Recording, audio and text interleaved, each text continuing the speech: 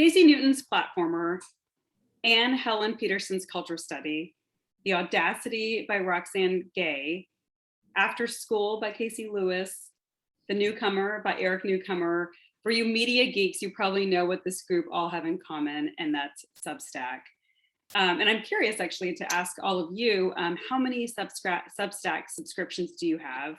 And how has Substack changed your media consumption?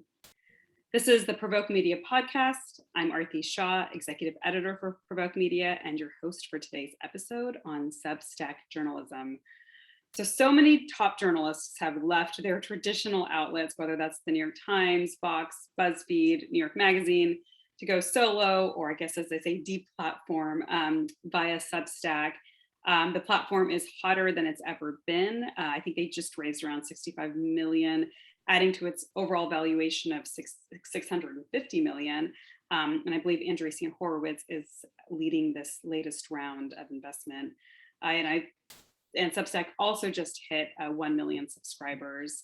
So, and I think there's an article that we're going to reference as well from Axios today that says big media strikes back at Substack, and how many of these independent names that we mentioned are rejoining media outlets. So that'll be an interesting twist to the conversation. I should also add that this is part of a broader series on pop culture that we're doing in partnership with Day One. So on today's episode, we are going to explore Substack with Casey Lewis, who started her own Substack after school after holding editor positions at New York Magazine and Teen Vogue. We also have Adobe Ugagu, who is a creative strategist at Day One, to join this conversation. Welcome, Casey and Adobe. Thank you. Yes, so the world of Substack is changing quickly. So Casey, I want to kind of sort of start with you and maybe to give us some context around your journey to Substack.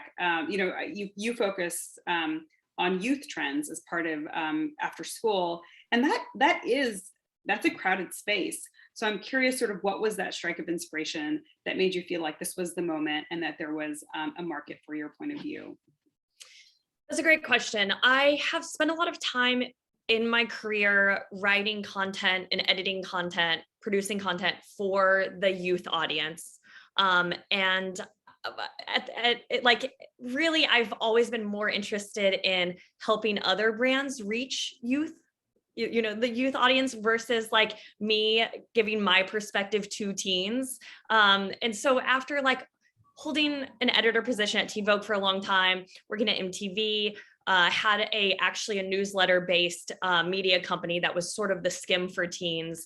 I became more focused on how can I help other brands reach this audience, and what can I learn about how brands and this sort of interaction between where consumers are going, what can I learn there, what can I share? And in May, I left my job to consult full time, and each day I would do a sweep of headlines, and I would want to just like cram them into my brain. But there's just so much about Gen Z and youth trends that I started just compiling them into a Substack. And truly, for the first month, it was just for me. And it was for my own benefit. Does this help me? Is this a good catalog? Is this a beneficial way to spend, an hour or so of the day?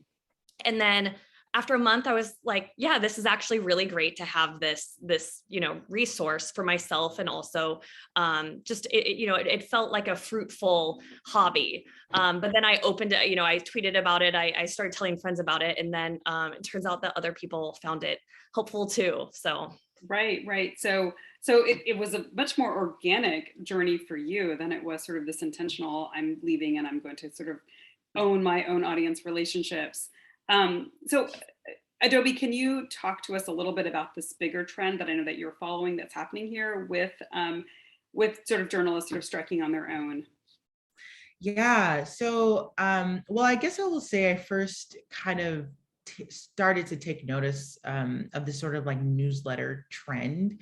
Probably earlier this summer, I had been subscribed to the Internet Brunch, and kind of getting like daily trends from there. And then someone had recommended After School, and then that was pretty much like my first foray into like, oh, Substack, this is a thing, and like this is something that I'm like consistently reading more than just like headlines on like my Apple News or something. And so overall, I think the move really is about like people wanting to feel like they can own their work and own their time. And so I think the big thing, as we've been noticing the shift just coming from like an agency perspective, is what does this mean for audiences, or what does this mean to have an audience?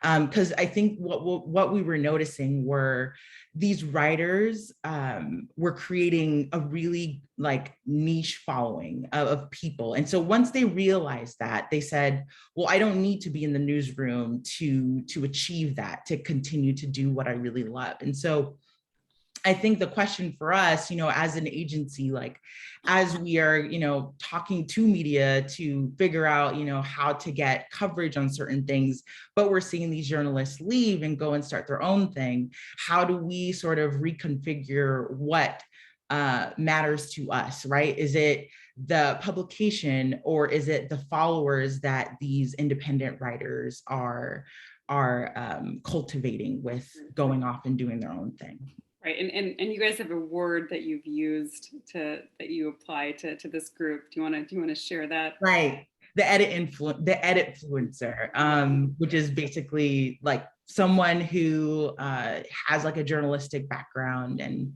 goes off and kind of does their own independent writing.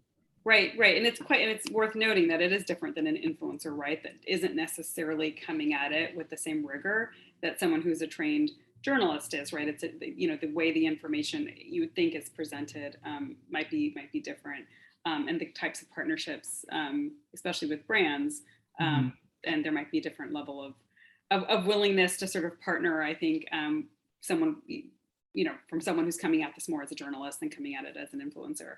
Right. So Casey, I want to ask you sort of what kinds of audience insights are you able to get from Substack that maybe you didn't get before? I think Adobe mentioned that it tends to be more niche audiences, perhaps for a Substack, than it is when you were at Teen Vogue or at MTV. And also, it's just to make this a multi-part question, also, how has your relationship with your readers changed now that you own that relationship instead of having it via a third-party platform? So the most interesting thing, I think, is that I can see exactly how many people from day one are opening my newsletter each day. I know exactly who is getting some sort of value from what I'm doing each day. And that's really powerful to know that these, business, like important executives are finding value in what I'm writing. And you just simply didn't have that when you were, publishing for a traditional publisher. And, it's also, you can see, are they forwarding it to people? Are they like, how many times are they opening it?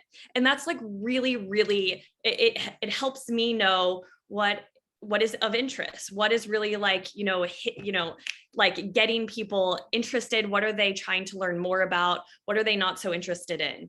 And I think, anytime there's like a Y2K trend, like people really want to know what that is and what it's about, because many of the readers, many of these executives from Facebook and Nike, and, they grew up during Y2K. So they're both interested from a business perspective and also from a like, how is this back already? Like, I remember this intimately. So that's been like really, really fascinating to watch. And it's also fun and encouraging to see, like one person from day one sign up and then like 12 of them sign up. Like, it's really, it just, you don't have that same sort of satisfaction when you're publishing an article and you sort of see it like go into the universe, and like maybe it'll get shared on Twitter, and that's always really gratifying. I do think as a journalist, like, you do want to be careful you don't want to just be reactionary to feedback. You don't want to say, this is what people want, therefore I'm going to do this. But it is sort of like day to day, very encouraging to have those analytics at hand. I think in terms of audience, it's really nice to be able to have that through, like, I can email any of these folks, I have their email addresses. In fact, the reason I even am on this call right now is because I saw these day one folks subscribe, and I reached out and was like, hey, you guys are awesome. Like, thanks for subscribing. And then that just sort of led to like this wonderful relationship. And to have that like direct connection is unlike anything anybody has in traditional media. Right. And Adobe, this is an interesting also lesson for the industry. So, I think, Casey, you had mentioned that your audience for after school is a lot of brand executives, PR agencies. I think you had mentioned even VC funds. So if you're at the PR agency and you were pitching, Casey when she was at Teen Vogue, because you were like, oh, well, if we want to reach Gen Z, she's the right person. And then if you kind of made that same assumption for her Substack, you would actually be off, right? Like it was like, no, her Substack. And I think, Casey, I think you do get a fair number of Gen Zers, but it sounds like a good portion of your audience is actually brand executives. So I guess, Adobe, how do you, when a writer does go from a publication to a Substack, how do you get access to the new demographics around who you'd be reaching if you were to pitch them there? Yeah, that's a really interesting question. I think, that's something we're like still trying to figure out, I think. But I think the question we kind of have to ask ourselves is like, what are the metrics that we're looking for in trying to reach a certain audience? And so is it really about, engagement? Is it really about, all these traditional things like followers and all this other stuff, but thinking more about, we really love the content that this person is producing. We know that they have a very niche audience. Does it fit really well with our brand? And kind of like looking at it from that more of a quality perspective and less of a quantity perspective. And so I think that's something that like is still kind of in the works and kind of needs some like retraining kind of on the agency side to figure out like, what is the best way to get, the most bang for our buck if we are partnering with independent writers or Substackers that have a very specific community. Right. That is not as, I guess, front facing. And Casey, how often do you get questions from PR agencies that are just like, hey, can you share your audience profile, metrics? So I think the number one question I get from PR agencies, which you guys will probably find pretty interesting, is who do I pitch about Gen Z stories at this point? Because there's so few outlets now. There used to be Rookie, there used to be 17 published a lot more. There were just so many other like teen facing outlets. And now it's sort of like, I have publicist friends who are like, if I have this star and I want her to get a bunch of publicity, where do I even look? And that's a question that honestly stumps me. And I think that sort of speaks to like the ever-changing nature of, magazine covers aren't the same currency that they used to be. And how long will it be until we see some big Adele interview happening on Hunter Harris's Substack instead of on Elle magazine? It can't be that far off. I have a lot of PR buddies just from through the years. And I think like the number one question I get is like, where should I take this? Or like, is this of interest? And if not, like, what are you interested in? Right. And I think for my audience, like, it's just, there's so many press releases that are coming out every day. It's really hard to sift through them. Some of them get picked up, some of them don't. Some of them I'm interested in, even if they don't get picked up. Right. And so it's just, having an ear to the ground when it comes to youth consumer news or trends. Like, I'm very welcoming of PR pitches. Right. Yeah. Well, I think what's interesting is how little it changes then, right? When you go to a Substack, right? It's like, keep the pitches coming, keep the information coming. I may not be able to write about everything that I find interesting, but I like to be informed because it could lead to something, a feature story later. I always tell people that too. Like I get stuff that I think is really interesting. And I'm like, well, I'm going to just flag this. And then maybe we can revisit this at a later time. Or maybe there's something when I'm doing a story that's related, I'll come back and ask you. So it sounds like as of right now, there's not much that has changed for PR agencies around communicating with journalists when they have a Substack. So I want to go back to something that you said, Casey, about, as a journalist, you don't necessarily want to, you don't want all your content to be driven by, oh, wow, this one's getting a lot of clicks. You want to sort of have some independent thinking, because sometimes people don't know, A, what they want to read about, and B, like some big stories are important and need to be put out there. And shouldn't be, the decision shouldn't be around, well, I think it'll get this many clicks. But can you give us a little bit of insight around what kinds of stories really drive conversion for you? Are there certain things that you can tell that people really love and certain things that people maybe don't love so much? I think when it comes to youth trends, it's really just people want to understand the things that they don't really yet. And so as far as NFT goes, metaverse, like a lot of those things get clicks because even though Gen Z isn't the only audience driving those conversations forward, I think there are a lot of companies who are trying to understand how they can sort of tiptoe into these worlds, and starting with the younger audiences is sort of key. Like a couple weeks ago, PacSun, the like beachy mall store, introduced you can pay with crypto or Bitcoin for the first time. And it's those kind of stories where people are like, this is like a really big move from a mainstream brand that we really didn't see coming. And like, those kind of like innovative things are what I see the most clicks on. But there's also just, there's the sort of like silly trends, like suddenly we're all wearing low-rise jeans again. People have a lot of feelings about that. Or just Jinko, things that really do like strike some sort of like nostalgia. That stuff is super interesting to people. Right. Like, things are coming full circle. Yes, and that's great, because then you get multi-generations involved, because then they're like, wait a second, we pioneered that. That's not unique to this generation. So and I will tell our audience that there's a part 2 to this conversation in which we will explore some of these Gen Z trends that Casey brought up in a little bit more detail. But I also wanted to get, just from a pure business standpoint, Casey, I wanted to get your sense on how, can you talk a little bit about the economics of Substack and how sustainable you think this is? I think we referenced that Axios article about kind of things are pendulum swinging a little bit towards the big media outlets are kind of luring writers back. So kind of what's your take on how sustainable Substack is and what we can expect?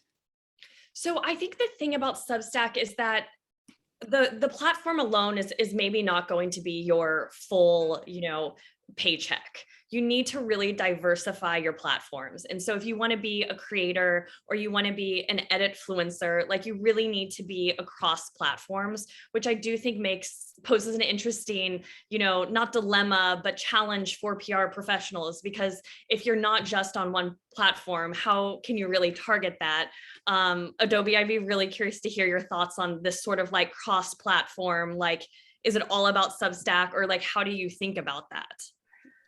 Yeah, I think it's really trying to figure out like what is the best where is the best platform for us to show up on. I know that I was reading just a few weeks ago about how Discord was this place where we followed a few fashion influencers, but like they're going onto Discord and creating like these specific communities where they're talking about different drops, and like it's a little bit more intimate than just like being on Instagram and like showing another sponsored post. So the question from our end is like, do we just do a sponsored post on Instagram, or do we figure out a long-term strategy of integrating into this, Discord server where they've created to kind of diversify where they are. So we're seeing this also like on a creative perspective, where they're just, tired of the algorithm and looking for other places to like long-term branch out into their community. And so for us, it's just trying to figure out like where is the best place that we can show up and how can we foster more of a long-term partnership rather than just maybe like more one-off sponsored kind of deal, if that makes sense. And Adobe, can I, oh, sorry, Casey, I didn't mean to interrupt there, but Adobe, I do want to wonder, how many Substack subscriptions do you all have at day one? Like, do you even know? Do you even keep track? Oh, no. I mean, I know that a lot of people have their own specifically. I mean, I follow 4 pretty religiously, but I know that day one does follow after school as a whole. But yeah, I can only speak really for myself. Right.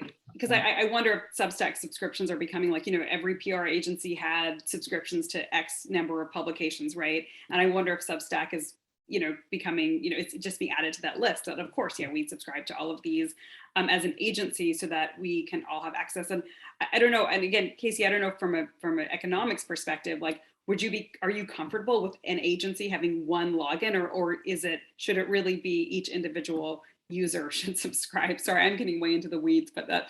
No, it's a great question. And I see both, but I will say that the preeminent dating app that people use recently signed up from their PR, just the sort of blanket email.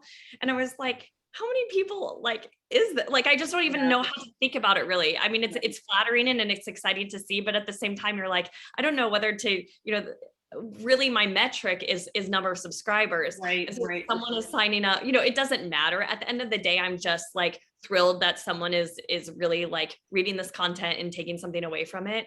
But in terms of like the real, like the mechanics of how everything works, like I think that at least for me, at the end of the day, like Substack is just one revenue stream for me, and really the main thing for me is people finding me through my Substack, but for like larger consulting projects. So whether that's like content strategy, or I also do like some freelance writing, and I think like any real like Substack, surely there are like the top tier ones who are only doing Substack and that's enough. But like even someone like Hunter Harris is also doing cover stories for New York Magazine, like it's almost like Substack is a jumping off point. It's almost like it's a portfolio of sorts. Right. And I think that's where the real value is. Like, of course you can make like real money doing it if you're like, either someone who maybe left the New York Times because of your controversial views